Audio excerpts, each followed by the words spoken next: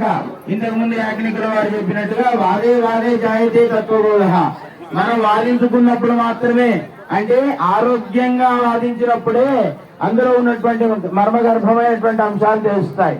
కాబట్టి మనం ఆ విధంగా తెలుసుకొని, మీ అందరికీ కూడా ఉన్న ఒకటే శంక ఏంటది?